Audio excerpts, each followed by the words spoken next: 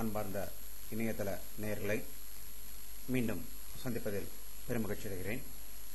இன்று முக்கிய செய்திகள் நிகழ்ச்சியை காணலாம். டெல்லியிலிருந்து வந்த செய்தி. இலங்கை அதிபர் ராஜபக்சே இன்று காலை இந்திய பிரதம மந்திரி திரு மன்மோகன் சிங் இடம் தொலைபேசியில் தொடர்பு கொண்டு பேசியதாக டெல்லியிலிருந்து தகவல் வந்து கொண்டிருக்கின்றன. சென்னையில் தேமுதிக மாவட்ட அளவிலான இளைஞரணி மாநாடு சென்னையில் மிக பிரம்மாண்டமாக நடந்து கொண்டிருக்கிறது. இதில் 20 லட்சத்துக்கும் மேற்பட்ட தொண்டர்கள் அங்கு வந்து சேர்ந்திருப்பதாகவும் செய்திகள் வந்த வண்ணம் இருக்கின்றன.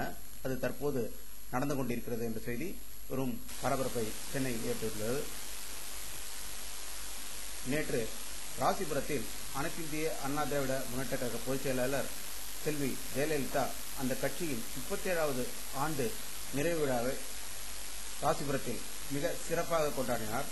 அதன் நிறுவனர் திரு எம்.ஜி. ராமச்சந்திரன் அவர்களின் 8 அடி உயர வெண்கல சிலையை அவர் திறந்து வைத்து தன்னுடைய தொண்டர்களிடம் மிக உணர்ச்சி வசப்பட்டு தமிழகத்தின் தற்போதைய நிலைகளை பற்றி அவர் பேசியுள்ளார் என்ற செய்தி அங்கிருந்து வந்திருக்கிறது.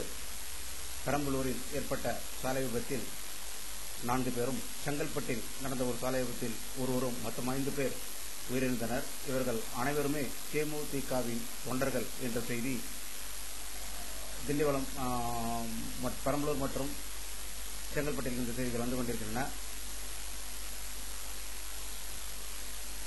மம்தா பானர்ஜியை பற்றி அவதூறாக பேசிய டாடா நிறுவன தலைவர் திரு ரத்தன் சிங் டாடா அவர்களை உடனடியாக மன்னிப்பு கேட்க வேண்டும் என்ற ஒரு செய்தியை திரு மம்தா பானர்ஜி அவர்கள் அறிவித்திருக்கிறார். சீனா பாகிஸ்தானிடையே அணுசக்தி ஒப்பந்தம் கையெழுத்தானது ஆக்கப்பூர்வ பணிகளுக்காக பயன்படுத்தப்படும் என்று சீனா பாகிஸ்தான் இரு நாடுகளும் கூட்டாக அறிக்கை வெளியிட்டிருக்கிறார்கள். மீண்டும் முக்கிய செய்திகளுடன் உங்களை சந்திக்கும் வரை உங்களிடமிருந்து விடைபெறுவது உங்கள் கே. பாலாஜி. நன்றி, வணக்கம்.